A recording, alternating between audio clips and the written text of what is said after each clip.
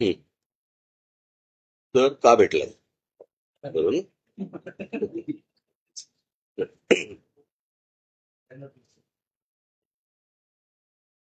ते तिथे जे उभे होते ते आले नाहीत का? हं?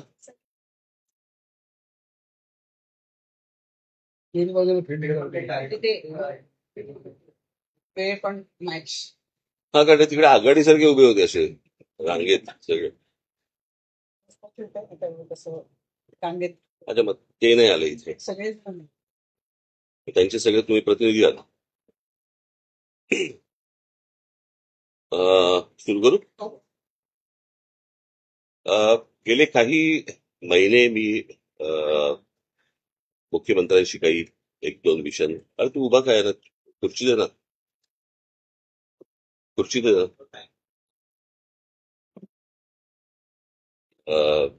काही महत्वाच्या विषयांवरती मी त्यांच्याशी बोलत होतो आणि साधारणपणे त्याचा एक कशा प्रकारे आराखडा आखता येईल.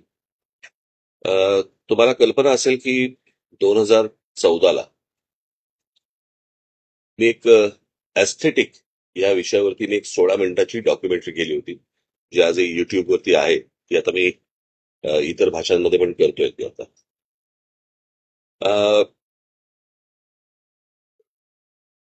टाउन प्लॅनिंग आणि या सगळ्या गोष्टी ह्या माझ्या तशा आवडीचे विषय आहेत.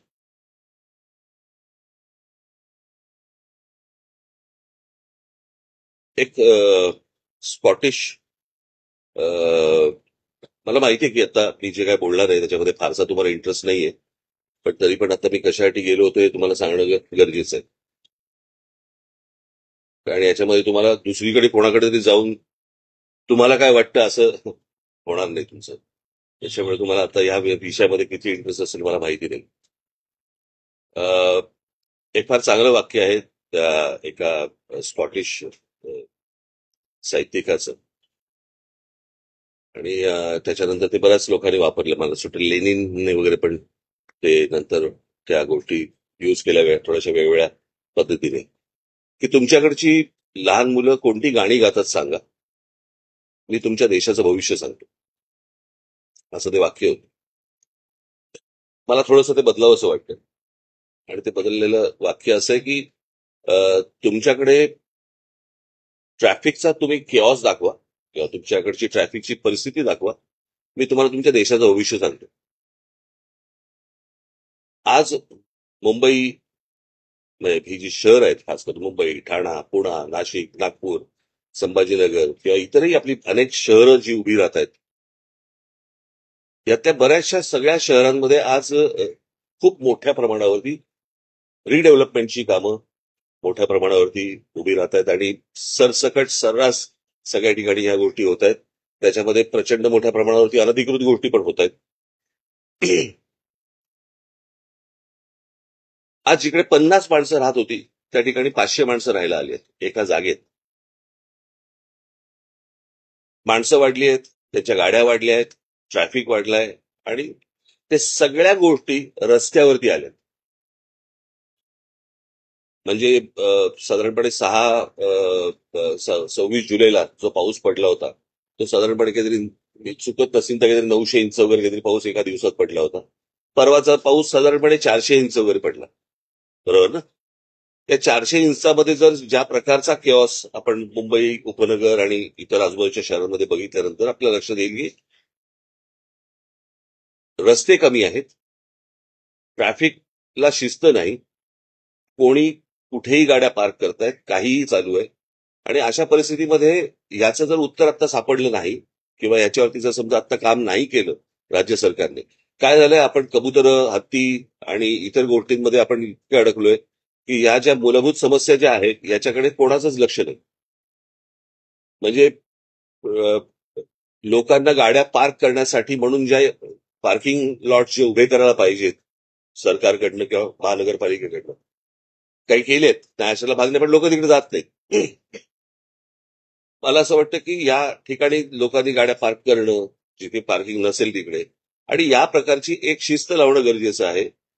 अनेक ठिकाणी ज्या बाहेरच्या राज्यांमधनं लोक आलेत, बाहेरच्या प्रदेशामधनं लोक आलेत, जे आज ओला आणि इतर टॅक्स्या आणि रिक्षा आणि सगळ्या गाड्या चालवत आहेत त्यांना माहितीच नाहीये या शहरांमध्ये काय प्रकारची सिस्टीम असली पाहिजे, कुठे गाड्या पार्क केल्या पाहिजे, कुठे लावल्या पाहिजे. डबल पार्किंग करत असतात, नो पार्किंग मध्ये लावत असतात, कुठेही लावत असतात.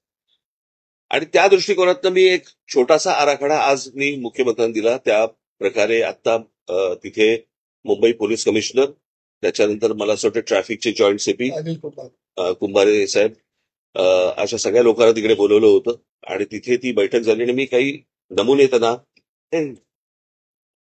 आपण आवाज येणार नाही.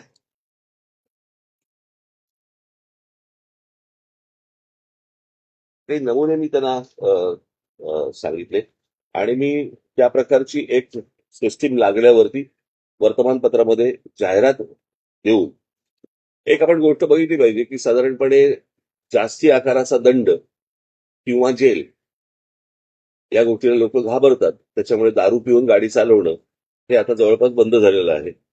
बरोबर. आता काही गोष्टींची शिस्त लावण्यासाठी म्हणून काही तुम्हाला उपाययोजना कराव्या लागतात. मला असं वाटतं ती गोष्ट ट्रॅफिकसाठी पण होणं गरजेचं आहे. अनेकदा आपल्याकडे नो पार्किंगचे बोर्ड लावलेले असतात, कोणी वाचत नाही, कोणी पाहत नाही, काही नाही. आणि त्याच्यातला एक सोपा मार्ग म्हणून मी काही गोष्टी आता मुख्यमंत्र्यांकडे पण दिल्या, सीपींकडे पण दिल्या, जॉईंट सीपींकडे पण दिल्या आणि त्याच्यावरती आता वर्किंग ते करून पुढच्या काही दिवसांमध्ये साधारणपणे एक मोठे एक मी 2014ला मी सांगितलं होतं की छोटी छोटी जी मैदान आहेत त्या मैदानांच्या खाली तुम्ही साधारणपणे 500 गाड्या, 800 गाड्या, 1000 गाड्यांचं पार्किंग होऊ शकतं. आणि त्या प्रकारची टेक्नॉलॉजी जगभर आहे. मैदानं जाणार नाही, ती पार्किंग झाल्यावरती मैदानं तशीच्या तशी इंटॅक्ट राहतील. मुलांना खेळण्यासाठीची जी मैदानं आहेत ती मैदानं कुठेच जाणार नाही. सो अशा प्रकारच्या अनेक अरेंजमेंट्स, अशा प्रकारच्या अनेक गोष्टी आपल्याला करता येण्यासारख्या आहेत. त्यातली पहिली गोष्ट मी त्याला सांगितलं होतं की पार्किंग आणि नो पार्किंग याच्यासाठी जे फुटपाथ आहे त्या फुटपाथनं आपले काही रंग असले पाहिजेत. याच्यावरती म्हणून मी तुम्हाला एक जस्ट अशा प्रकारचा हा नो पार्किंग रेड आणि ब्लॅक म्हणजे तुम्हाला साधारणपणे अंदाज येईल. हा साधारणपणे मी आता इथलेच फक्त फोटो काढून मी जस्ट मला दाखवले या प्रकारचे की इथे गाड्या पार्क करायच्या नाहीत आणि केल्या तर काय प्रकारचं त्यांना शासन होऊ शकतं किंवा काय प्रकारचं त्यांना दंड आकारला जाऊ शकतो यावरती आता मला असं वाटतं राज्य सरकार त्याच्यावरती काम करतंय. त्याचे जनरल त्यांना आखण्यासाठी म्हणून कुठे कुठे पार्किंग असू नये. म्हणजे मुंबईचा मॅप घेता किंवा ठाण्याचा मॅप घेता, पुण्याचा घेता हे त्यांना सोपं करावं म्हणून. आणि कशा प्रकारची जाहिरात वर्तमानपत्रामध्ये केली पाहिजे आणि मग त्याच्या खाली साधारणपणे काय आकारातला दंड आकारले जातील आणि काय वगैरे. तर ह्या प्रकारचं साधारणपणे मी त्यांना एक आता प्रेझेंटेशन हे दिलं आणि मला असं वाटतं की ह्याच्यातनं किमान आता थोडी बहुत शिस्त लागायला तरी सुरुवात होईल आणि अनेकांना कळेल की कुठे गाड्या पार्क. आज 2 चाकी वाहनं जी आहेत त्या 2 चाकी वाहनं आज ट्रॅफिक सिग्नल पाळत नाही. मला अनेक मुंबईकर असे असतील की ज्यांना 100% माहिती आहे की ही गोष्ट की रात्री साधारणपणे 12 वाजता जरी सिग्नल चालू असेल तरी गाड्या थांबायच्या. आता दुपारी 12 वाजता पण थांबत नाही. आणि ही या प्रकारची बेशिस्ती की कायद्याला न जुमानणं आणि कायदा जरी तुम्ही केलात तरी आम्ही आमच्या पद्धतीने वागणार. मला असं वाटतं याच्यातनं शहरं उभी नाही राहणार. आपण अजून वाईट गोष्टींकडे आपण जाऊ. अत्यंत विचित्र लेवलवरचा केऑस हा भविष्यामध्ये मला दिसतोय जर आता याच्यावरती जर काही उपाययोजना झाल्या नाहीत सरकारकडनं तर. कारण त्या प्रकारची बेशिस्ती ही अजून वेगवेगळ्या गोष्टींमध्ये येत जाणार आणि मग ते एकदा हाताबाहेर गेलं की कोणीच काही करू शकणार नाही. आज प्रत्येक एखादी कंपनी असते, एखादी शाळा असते, एखादं कॉलेज असते, प्रत्येक ठिकाणी काही नियम असतात. मला असं वाटतं शहरांचे पण नियम असतात आणि कशा प्रकारे तुम्ही गाड्या चालवल्या पाहिजेत, कुठे गाड्या पार्क केल्या पाहिजेत, कुठे लोकांना चालायला फुटपाथ नाहीयेत, फुटपाथवरती फेरीवाले बसलेले असतात, काही लिगल असतात आणि इलिगल असतात, त्यांचं काय करायचं. मला असं वाटतं की याचा एक आराखडा या शहरांचा आखणं खूप आवश्यक आणि गरजेचं आहे आणि आत्ता त्याची अत्यंत नितांत गरज आहे. कारण ते जर समजा आता मी मगाशी सांगितल्याप्रमाणे जर हाताबाहेर आता गेलेलंच आहे परंतु आता तरी आटोक्यात आणता येईल. पण याच्या पुढे अजून काही वर्षानंतर ते हाताबाहेर जाणार आणि ते तुम्हाला कोणालाही आवरता येणार नाही. आणि या गोष्टींसाठी म्हणून ही अत्यंत गंभीर अशी ही बैठक आता मी मुख्यमंत्र्यांबरोबर मी करून आलो आणि पुढच्या काही दिवसांमध्ये त्यांच्याकडनं काही रिझल्ट घ्यायला सुरुवात होतील अशी पार्किंग लॉटचं सांगितलं ना मी आता ते 3 पार्किंग लॉट्स आता एक मुंबई शहर मुंबई उपनगरामध्ये 2 अशाने सुरुवात करणार आहेत आणि मग त्याच्यानंतर त्याचं त्या गोष्टी वाढत जाणार आहेत आणि वाढवल्या जातील आणि कंपल्सरी तिकडे पार्किंग केलं जाईल.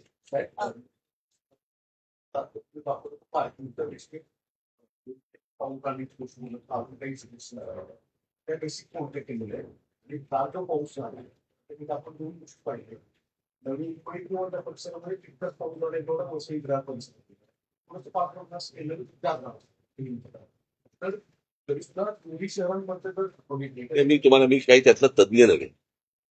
मला असं वाटतं जी लोक तज्ज्ञ आहेत त्यांना सरकारने बोलवलं पाहिजे आणि आपल्याकडे अशा प्रकारचे तज्ज्ञ अनेक आहेत की जे यामध्ये सजेशन सरकारला देऊ शकतात. फक्त हे वॉर फुटिंगवरती तातडीने याच्यावरती उपाययोजना होणं गरजेचं आहे.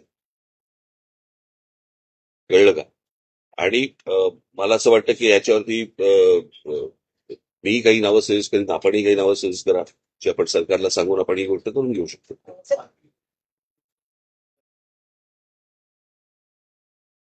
ते आता मला असं वाटतं मी आता हा विषय सगळ्यात गंभीर विषय आहे आणि तो म्हणजे ट्रॅफिकचा. कारण त्याच्यामुळेच सगळ्यात जास्ती किंवा आता गणपती येतील बरं का, त्या सगळ्या गोष्टी सुरू होतील आणि बस चाललंय म्हणून चालवत राहायचं असं नाही होऊ शकत. काही वर्षांपूर्वी मुंबई महानगरपालिकेनं विशेषतः शहर परिसरामध्ये अनेक विकासकांना जागा या वेगळ्या एका सेक्शन खाली सार्वजनिक पार्किंग उपलब्ध करून देण्यासाठी दिलेल्या होत्या. त्या पार्किंग आहेत त्याच्या ते दर जे आहेत ते सर्वसामान्य बघा मी तुम्हाला एक सिंपल आता मी तुम्हाला सिंपल लॉजिक सांगतो की साधारणपणे आता जर समजा गाड्यांचे दर पाहिले तर पार्किंगचा दर परवडायला काही हरकत नसेल. तुम्ही जर गाड्यांचे आता सगळे दर बघा ना आता काय आहेत ते आणि साधारणपणे महिन्याला 2,000 आणि महिन्याला 1,500 आणि महिन्याला असे जर समजा 3,000 समजा असतील बरोबर आहे, तुमची गाडी सेफ राहते, गाडी रस्त्यावरती त्रास देत नाही, सगळ्याच गोष्टी फुकट नाही मिळू शकत ना. मग जर समजा आपण तसं जर बघायला गेलं तर समजा आता एखाद्या भागाचं समजा आता आपण असं पकडूया की साधारणपणे दादर भागामध्ये स्क्वेअर फुटाचा भाव काय चालू आहे, काय 70-80 हजार रुपये स्क्वेअर फूट चालू आहे ना. मग रस्त्यावरती जी गाडी तुम्ही पार्क करता तो किती स्क्वेअर फूट घेता, ते स्क्वेअर फुटात मोजायचे का आता?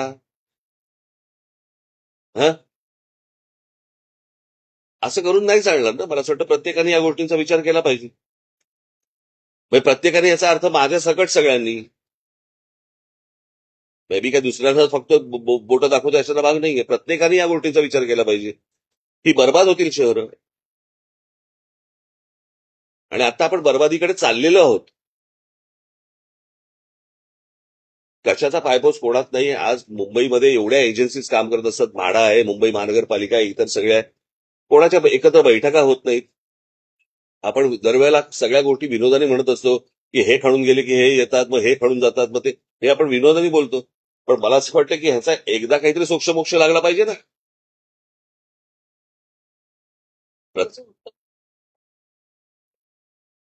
तो काय झाला, ती तिरकी झाली. बरं मी आता हे गेले अनेक वर्ष सांगतोय, रोज या शहरांवरती माणसं आदळत आहेत, रस्ते मोठे होत नाहीयेत, इमारती वरती चाललेले आहेत. नाही मी आता त्या सीपिंगशी पण मी तेच बोलत होतो की आता हे तुमचा काय तो सी लिंकला तिथे त्या ब्रिजकांडीच्या इकडे एक पार्किंगचा लॉट केला होता, तो काही प्रेशरने काढायला लावला.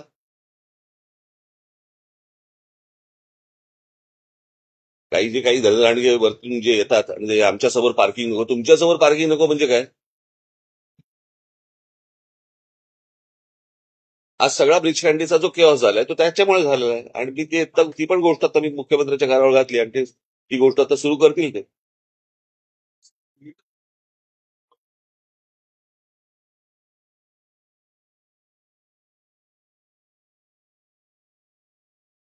नाही मी परत तुम्हाला तेच सांगतो ना, म्हणजे ह्याचं कारण येणारी माणसं जी आदळतात त्याच्यामुळे ना. आता बीईएसटी किंवा मुंबईची रेल्वे ही लोकल जी आहे ही मला असं वाटतं जगामध्ये अशा प्रकारे लोक घेऊन जाणारी पहिली असेल ही.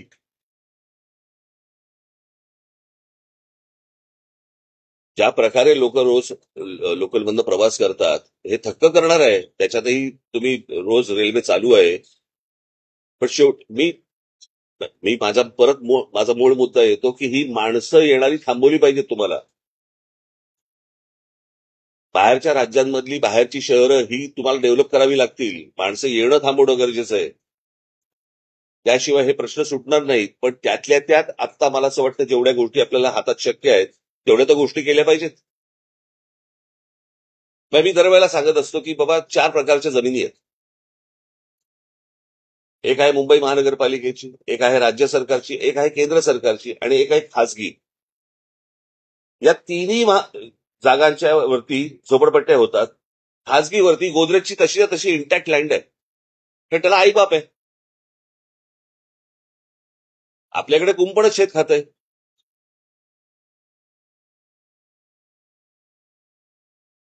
आणि त्याच्यामुळे आज ज्यांना तुम्ही गाड्यांची लायसन्सेस देताय त्यांना त्यांना हे शिकवलंही जात नाही कुठे गाडी पार्क करायची आणि कुठे कसं वागायचं.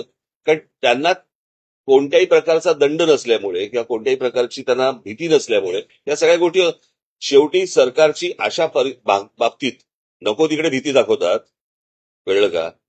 की तुम्हाला काय ते नवीन काय फ्रेज आणली नक्षल काय शहरी नक्षलावर हा अर्बन नक्षल. ते अर्बन नक्षलपेक्षा इथे शिस्त लावा ना.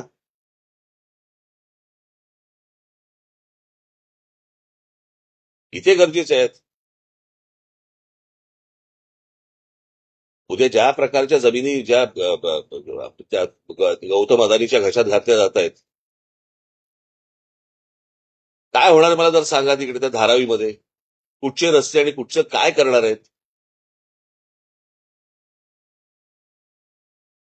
आपल्याकडे नुसत्या स्कायस्क्रॅपर्स होत आहेत, उंच इमारती होत आहेत, परंतु खाली काय आहे? आज पुण्यासारखी परिस्थिती. पुण्यात तुम्ही जाऊन बघा. तुम्ही थायलंडला जाऊन बघा. नुसते मोनोरेल्स आणि ह्यांच्या तुमच्या फ्लायओव्हर्स आणि ब्रिजेसने ह्यांनी नाही प्रश्न सुटणार. तुम्हाला व्हेकल कंट्रोल करायला लागतील. आज अनेक ठिकाणी तुम्हाला आठवत असेल मागे एक आंदोलन झालं होतं. तुम्हाला आठवत आहे आम्ही पक्षातर्फे घेतलं होतं खोट्या टॅक्सी आणि खोट्या रिक्षांचं. आज असंख्य प्रमाणामध्ये हजारोच्या प्रमाणामध्ये आज तुम्हाला खोट्या टॅक्सी आहेत, खोट्या रिक्षा आहेत, ज्यांना लायसन्सेस नाहीयेत. कोण चालवतंय, कोणाच्या नावावरती परमिट आहे, कोण चालवतंय काही काही नाहीच आहे. त्याला धरबंदच नाही. त्याला याचं कारण कोणी तपासणार नाही, कोणी त्याच्यावरती विचार करणार नाही. चिरबिरी घेऊन सगळे सुटणारे आहेत. असं शहर नाही उभं राहू शकत. त्याच्यामुळे आजचा माझा जो विषय होता तो हा होता.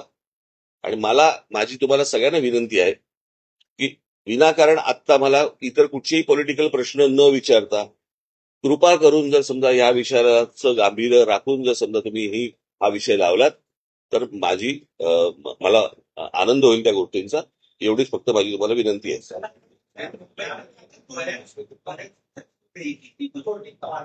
दो दिन की बरसात में मुंबई में हर तरफ सड़कों पर खड्डे ही खड्डे हैं.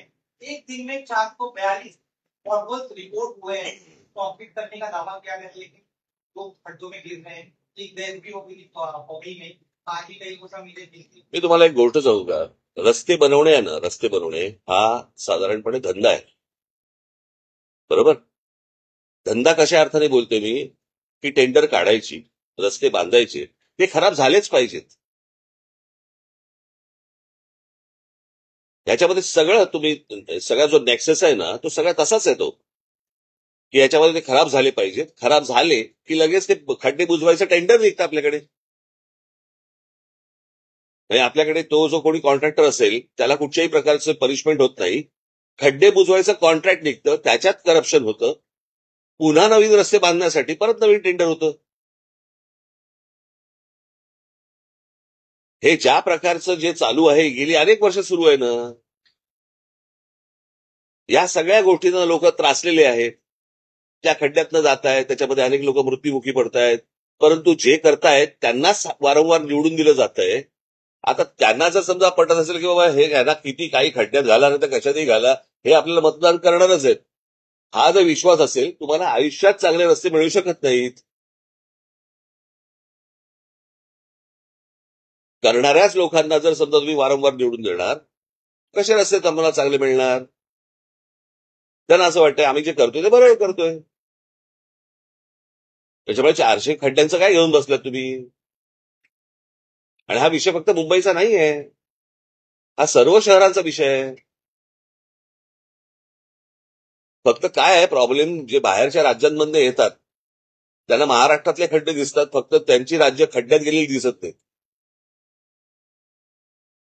सारखं चॅनलवरती आपलं दाखवायचं की मुंबईमध्ये काय झालंय आणि महाराष्ट्रामध्ये काय झालंय, बाकीच्या राज्यांमध्ये काय झालंय ते एकदा बघा. बरोबर बोलतोय ना मी?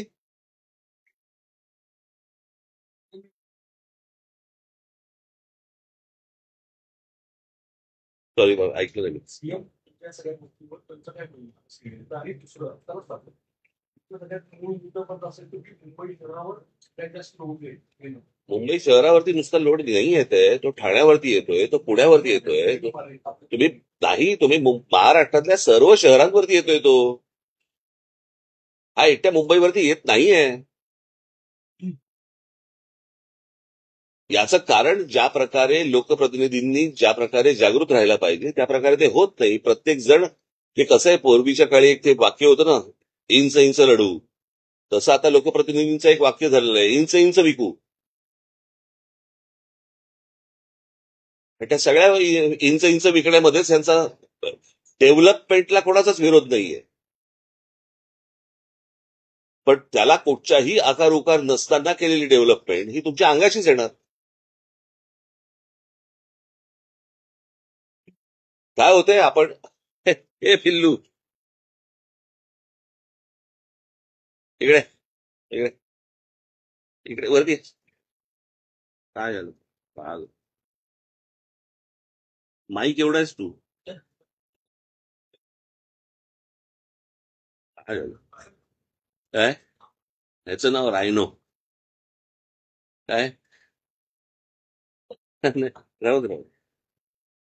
बोलतानाच सुरुवात केली की इतके सगळे बोलताना सुरुवात केली म्हणजे बोलतानाच तुम्ही केला की इतके सगळे गंभीर विषय आता निश्चित तरी कबुतराचा विषय वेगवेगळे हत्तीचा विषय असेल काल अजून एका पत्रात खूप चर्चा होते की आता महाराष्ट्रात स्वराज्य जयंती साजरी व्हावी शासकीय याच्यानुसार अधिकृत सगळे विषय या सगळ्या विषयांवर विषय म्हणतोय दरवर्षी पाऊस दरवर्षी तेच गोंधळ आणि इतक्या मोठ्या विषय म्हणजे नाही, हे विषय विषय मला तुम्हाला हेच सांगायचंय, जे तुम्ही करणार नाही आहात, कळलं का? हे विषय आले की दाखवू नका, वादच होणार नाहीत. ज्यांना वाद घडवायचे आहेत, जर समजा तुम्ही त्याला फारसं महत्व दिलं नाहीत, ते वाद होणारच नाहीत. हे जाणून बुजून केल्या जातात गोष्टी. मला एक गोष्ट कळली नाही, तुमच्या घरात जर समजा एक 4 उंदीर झाले तर त्याचं काय करता तुम्ही? बरोबर ना? नाही नाही, गणपतीचं वाहन आहे म्हणून ठेवतो का आपण? नाही ना. मग असे कोण जैन लोक आहेत की जे कबुतरावरती बसून फिरायला जातात? काय त्या कबुतरांचं? बरं, फक्त कबूतर मेली नाही पाहिजेत, माणसं मेली चालतात. एवढी आज रेल्वे खाली माणसं जात आहेत, इतर सगळी काय काय आपण त्याला खड्ड्यांमध्ये माणसं जात आहेत. माणसांपेक्षा कबुतर महत्वाचे आहेत. पण मला माहिती होतं की तो पॉलिटिकल सगळा विषय आहे, राजकीय विषय, आणि त्या राजकीय विषय तशाच प्रकारे तो लावायचा होता की जेणेकरून, आणि त्याच्यात त्यांना लक्षात आलं की ह्यांच्याकडनं काही रिस्पॉन्स मिळत नाहीये, कारण आम्हाला माहिती आहे की कुठे रिस्पॉन्स द्यायचा एवढं तर आम्हाला कळतं की नाही. आणि हे मी आत्ता जे सांगितले हे खरं तर मूळ विषय आहेत. या मूळ विषयांकडे आपण सगळे दुर्लक्ष करतो आणि नको त्या गोष्टींमध्ये आपण भरकटत जातो. आता 2 दिवस पाऊस पडला म्हणून तुम्ही पाऊस दाखवलात.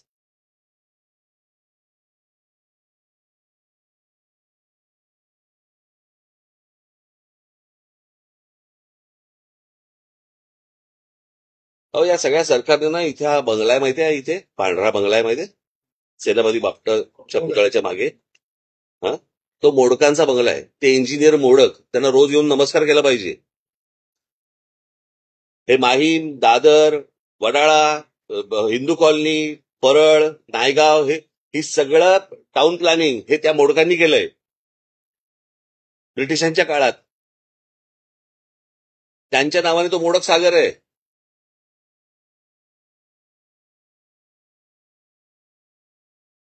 म्हणजे ह्या गोष्टी आपल्या समोर आहेत ना.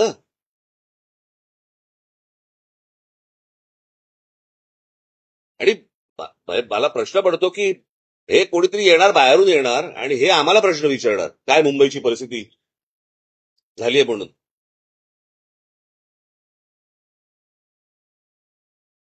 तो जो बाहेरून जो लोंढे येतात त्याच्यामुळे अनेक गोष्टी इथे उभ्या राहिल्या, अनेक प्रॉब्लेम्स इथे उभे राहिले. बरं हे काय मुंबईचं नाही, हे कुठच्याही शहराचं होऊ शकतं. उद्या जर समजा तुम्ही कुठच्या दुसऱ्या राज्यांमध्ये गेलात आणि इतकी माणसं जर त्या राज्यामध्ये लखनौमध्ये गेली, आता मला तुम्ही सांगा त्या कुंभच्या वेळेला म्हणजे त्या काय ते प्रयागराज, हा, त्याची लोकसंख्या किती आहे प्रयागराजची? काय किती असेल? 40 लाख. आता 40 लाख लोक राहतात तिकडे. कुंभसाठी जर समजा काही कोटी माणसं गेली तर त्याचं काय होईल? तिकडे तर जाऊन परत आले, इकडे तर येत आहेत आणि राहतायत. काय होईल मला सांगा या शहरांचं? आज तुम्ही नुसतं पत्रकार म्हणून विचार करू नका. उद्या तुमची मुलं आहेत, त्या मुलांची मुलं आहेत, ती इथे राहणार आहेत. कशी राहणार आहेत?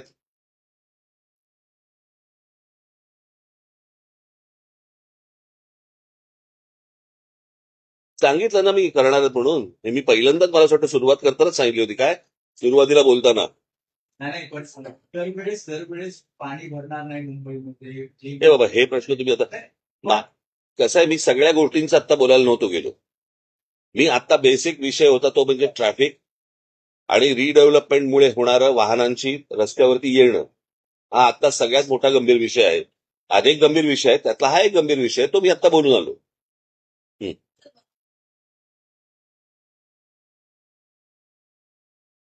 मिसिंग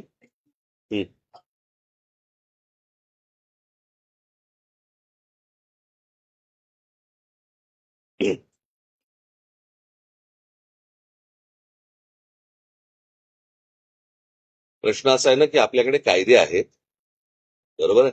आपण लॉ अँड ऑर्डर म्हणतो ना. सो लॉ आहे, ऑर्डर नाहीये.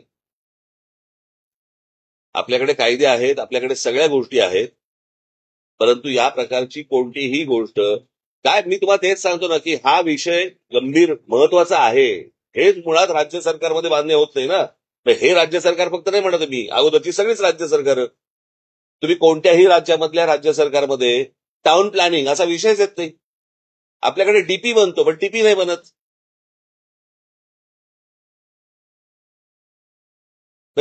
सरकार बसणार त्याच्यावरती डेव्हलपमेंट प्लॅनवरती. कशासाठी? कारण जमिनी विकता येतील, इथे हॉस्पिटल टाका, कोणाची बोलून घ्या, इकडे अजून हे करा. पण टाउन प्लॅनिंग म्हणून जी गोष्ट असते, आता मी मगाशी माझा विषय अर्धवट राहिला पुण्याची परिस्थिती तर आता अशी आहे की पुणे साधारणपणे एखाद्या शहराची लोकसंख्या किती असते ना त्याच्याप्रमाणे साधारणपणे तिथे 15% रस्ते लागतात. आता पुणे शहराची परिस्थिती अशी आहे की तिकडे साधारणपणे 7 का 8% फक्त रस्ते आहेत. कारण रस्ते जुनेच आहेत. ह्या बाजूनी पुणे वाढतंय, पण पुण्यात जर समजा बघितलं तर रस्ते तेवढेच आहेत. त्या ठिकाणी आज मुंबईमध्ये रस्ते तेवढेच आहेत. त्या ठिकाणी जर समजा तुम्हाला इमारती येत गेल्या आणि 50च्या ठिकाणी 500 माणसं आली, कसं होणार मला जरा सांगा. आता माझी सीपी पण तेच बोलवते. तुम्ही मला असं वाटतं की मला तुम्ही सीपीना भेटा एकदा या विषयामध्ये. ते म्हणाले की तिकडे आता जे हे काय तुमचं झालं ना फिनिक्स आणि ते सगळं काय कोण अजून कोण इंडिया बुल्स वगैरे, त्या लोकांना सांगितलं होतं की तुम्ही इमारती आतमध्ये घ्या, रस्ता वाढवता येईल वगैरे. काही नाही, लक्षच नाही. आणि संध्याकाळी म्हणे तिथे त्या रस्त्यावरती अचानक 6-8 हजार गाड्या बाहेर पडतात.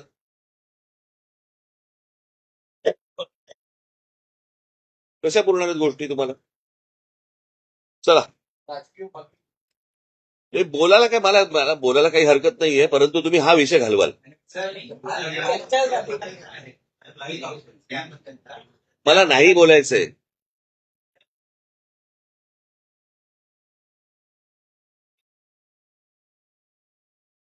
तर मी वाचलं काय आहे ते,